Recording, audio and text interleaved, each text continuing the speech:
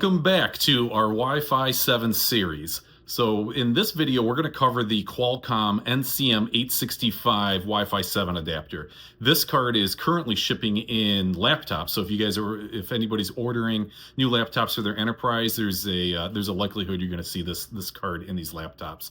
So as of this driver version, I'm going to give you a spoiler here. As of this driver version, we see the card does perform multi-link operation. It does multi-link device setup across 2 separate bands, not 3. And it's capable of simultaneous transmit and receive across 2 bands. In all my testing, it's only choosing 2.4 and 6 gigahertz.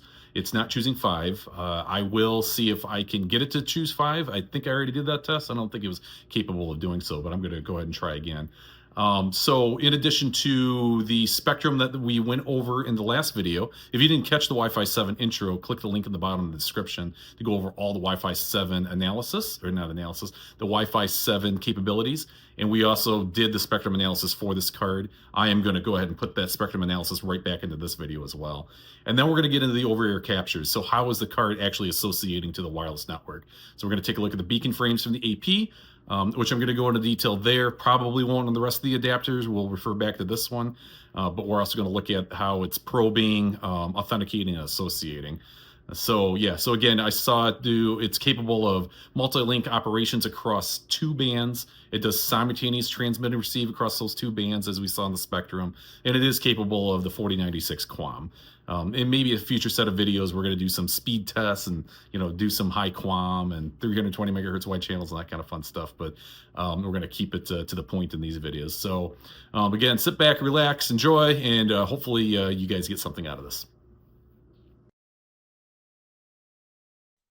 The first card we're going to review is the Qualcomm NCM865.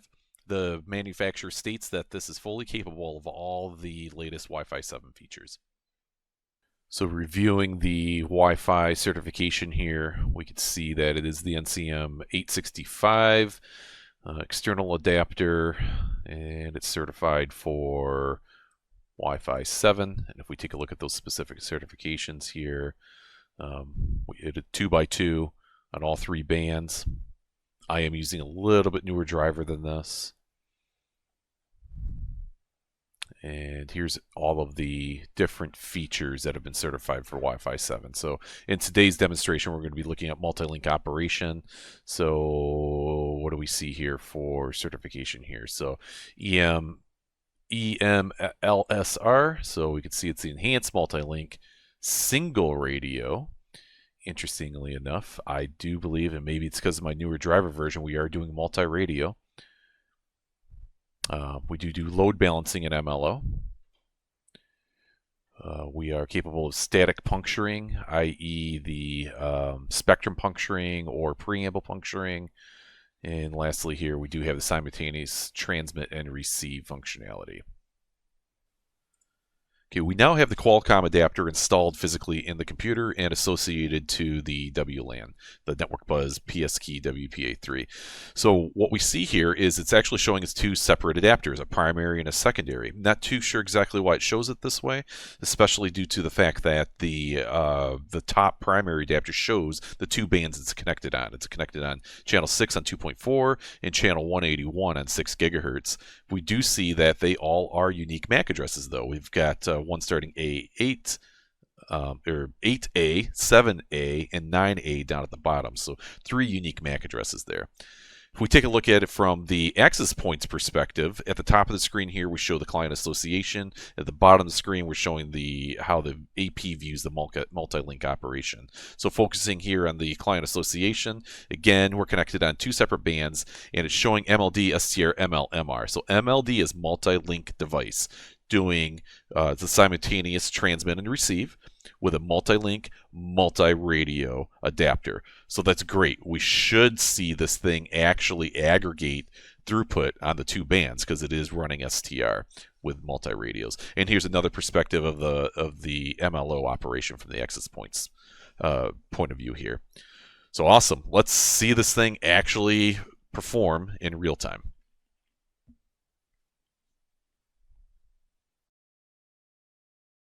Okay, the moment we've all been waiting for, the spectrum analysis. So I've got 2.4 on the left-hand side of the screen and 6 gigahertz on the right. I'm going to start another iPerf to drive some bandwidth. And there we are. We are eating up 160 megahertz wide on the 6 gigahertz side on the right, and the full 20 megahertz wide channel on the left. So the STR is doing its thing. It's doing simultaneously transmit and receive on multi-radios. So super duper awesome. That was cool. So there's MLO in one of its operational modes. So looking at spectrum puncturing, static puncturing, preamble puncturing, with Wi-Fi 6 and 6E, a client could only be assigned to a single RU at any given time. So different clients are assigned different RUs.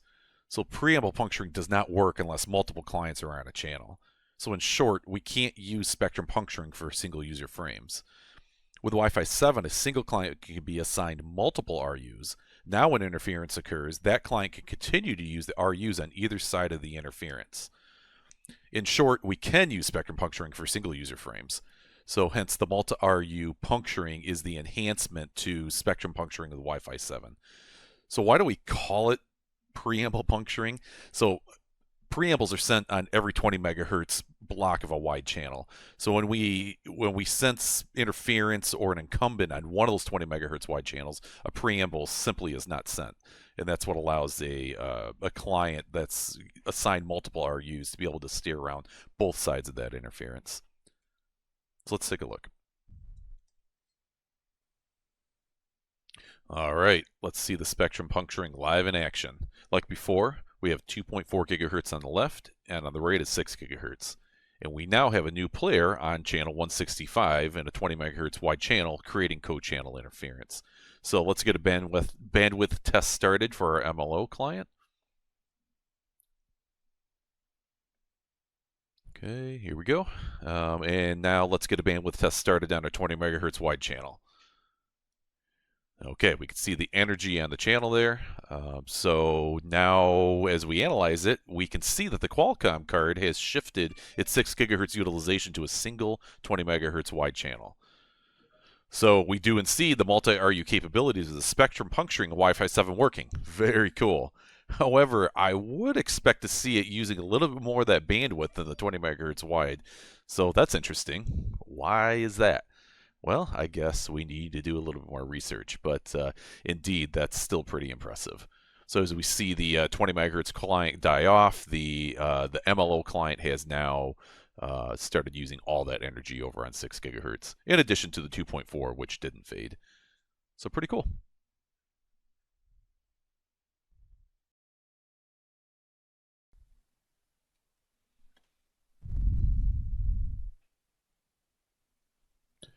So in each of the management frames, we see a new multi-link information element.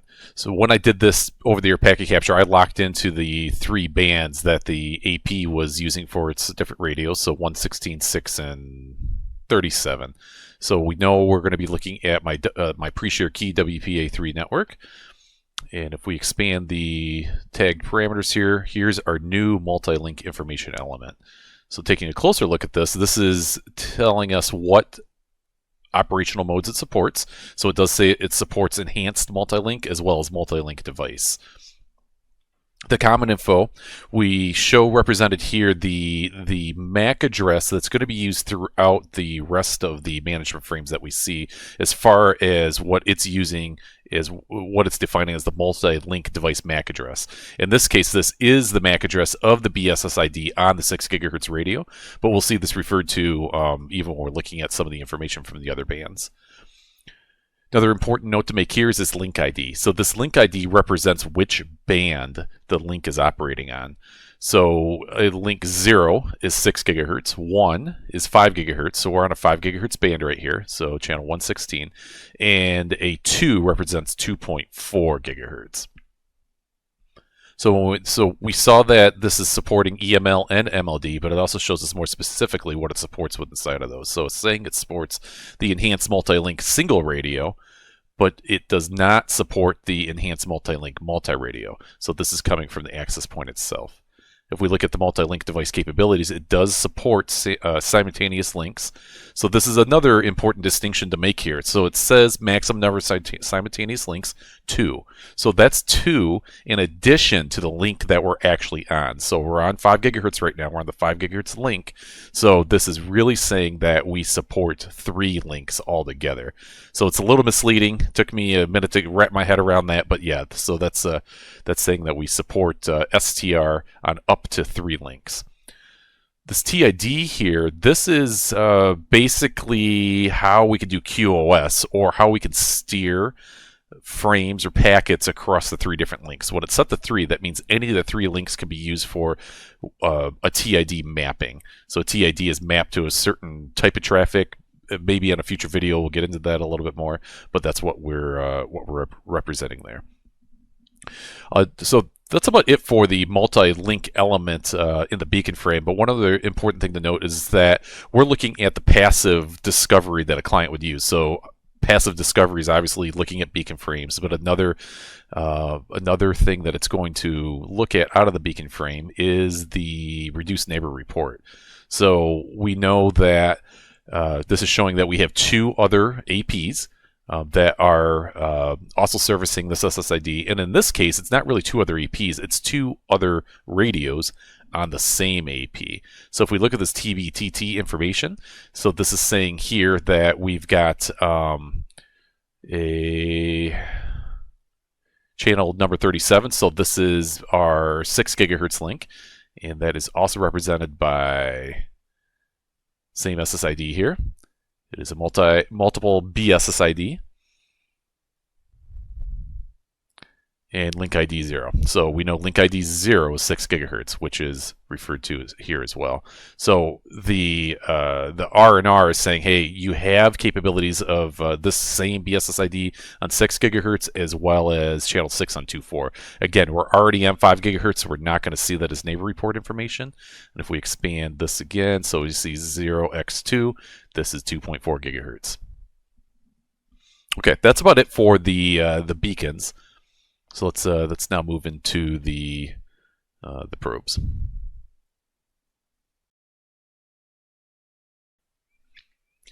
We are now looking at the probe requests. So let's find our SSID. So our pre-shared key WPA3. Looks like the first one we see here is on 2.4 gigahertz. Let me collapse all this so that we can expand them one at a time. So here's our same multi-link information element that's also represented in the probe frames.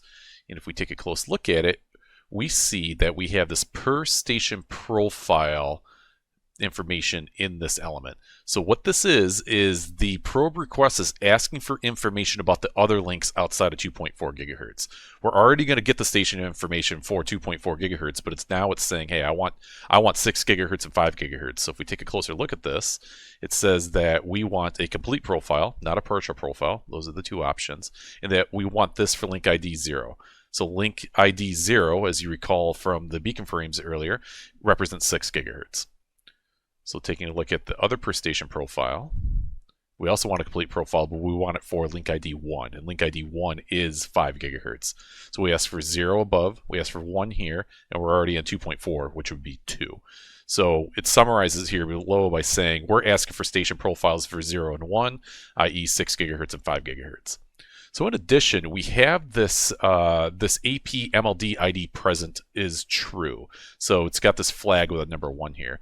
What this is saying is that it has more information about what the MLD ID is, and that's shown in the common info.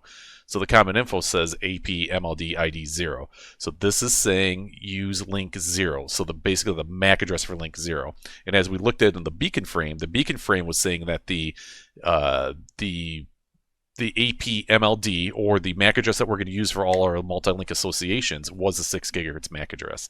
So if we jump over and look at that, let's take scroll the other way. So let's take a look at the pre-shared key for 6 gigahertz. Then we collapse all this again. we see, actually I'm going to show the probe request. So our receiver address, which is the AP, is CDF1. And if you were to rewind the video, you'll see that this is the same MAC address that was indicated in the beacon frames. So again, repeating this again. So the 2.4 said use the AP MLD for 6 gigahertz, and there it is. And if we're to look at that same thing here on 6 gigahertz, not in the EHT, we want to look at the multi-link capabilities. So the comment, or sorry, the AP MLD present equals false. That means that we're not going to explicitly tell you which one to look at. You're going to assume that you're going to use the MAC address of the receiver here within the probe request. So just a nuanced little thing there that I thought was kind of interesting. Okay, then moving on to the probe responses. So scroll up to the top here. So the probe response, we're going to look for the probe response that is giving information for all 3 bands. So if we scroll down a little bit here, we see a probe response for our pre-shared key WPA3. And again, we're going to collapse some of these elements here so that we can step through them. So the probe response has a multi-link element. And we see that in addition to the link that we're on, it's giving us information about profiles 1 and 2. So it's going to give us information about our link ID 0, which is our 6 gigahertz, and it's basically the station capabilities for the 6 gigahertz radio. So this is nothing to do with multi-link. This is just normal station information. But actually, do we have a multi-link in there? We do. We have multiple BSSIDs because there is more than one BSSID, and that's a Wi-Fi 6 enhancement there, because we have the enterprise as well as a pre-shared key. That's why it's multi-BSSID. And then same thing here too, link ID 1. So it's giving us the 5 gigahertz information for that. So once again, it's saying it's responding not only with itself, which is a, right now I'm looking at 2.4, which is the 2. So it's responding with 0, 1, and then we're already on 2. So we see that we're getting multi-link information for all 3 bands. Okay, and then the reduced neighbor report, we have that information included again here as well. So we see that we have, channel 37 for 6 gigahertz, and if we were to kind of tear that apart, we would see in one of these things here, it says it's 6 gigahertz. If I can find it.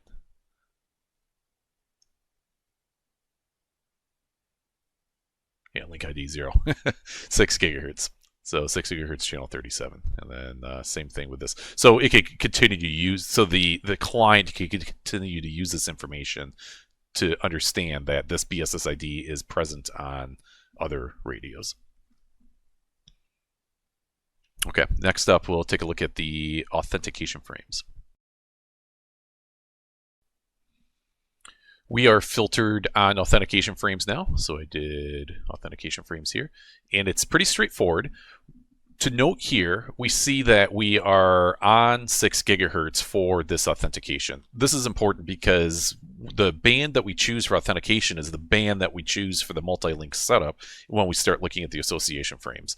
So this is a pretty standard four-way exchange here for the SAE setup. So we see the setup and whether it's successful from both perspectives. And what we have also is a multi-link information here, basically stating that it's multi-link capable. So like I mentioned earlier, all the management frames will have multi-link information elements in them. That's about it for that. Let's move on to the association frames.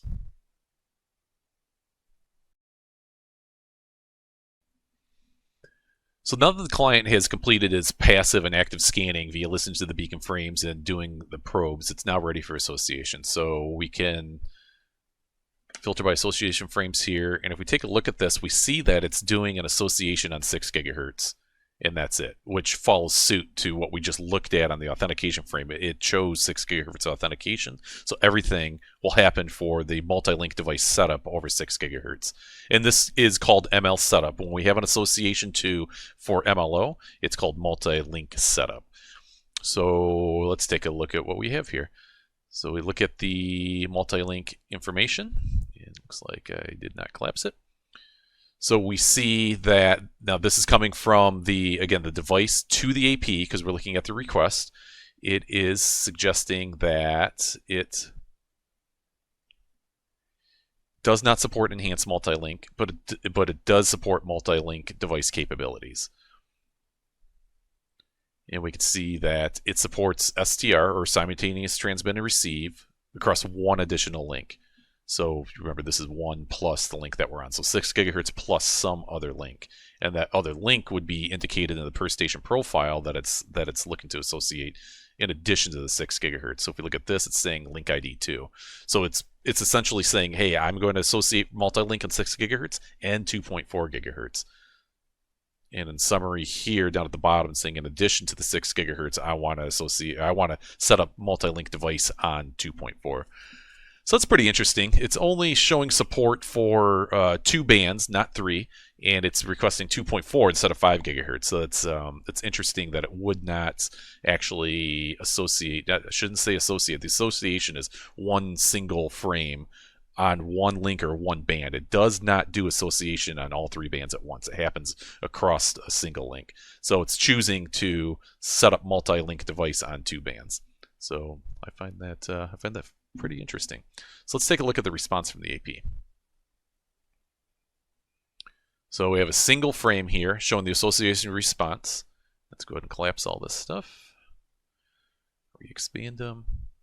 So looking at multi-link device. So once again, it's saying it does still support enhanced as well as the multi-link. And that it supports the enhanced multi-link single radio, and still no support for enhanced multi-link multi-radio.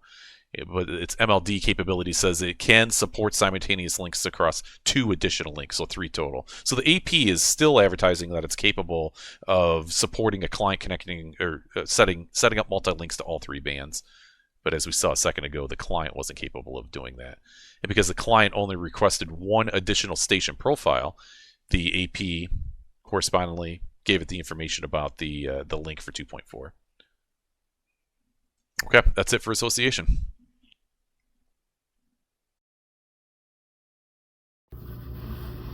All right, so there's a summary of the NCM865. So we did see it in the packet captures follow the same associations that we saw in the spectrum analysis. So it definitely did do 2.4 and 6 gigahertz, and we see that clearly it was not trying to associate in 5 gigahertz through its AP station request to find capabilities of 5 gigahertz. It didn't ask for it, nor did the AP respond to that because it wasn't in the probe request. So again, I'm going to do a little more testing, see if I can get that to happen somehow. But I think that's just a limitation of the card. So yeah, that's a wrap on that. Look forward to videos coming up on the Intel BE200, the MediaTek 7925. Might do the 7927 as well, and then iPhone. So I think we should see different things. So anyway, till next video.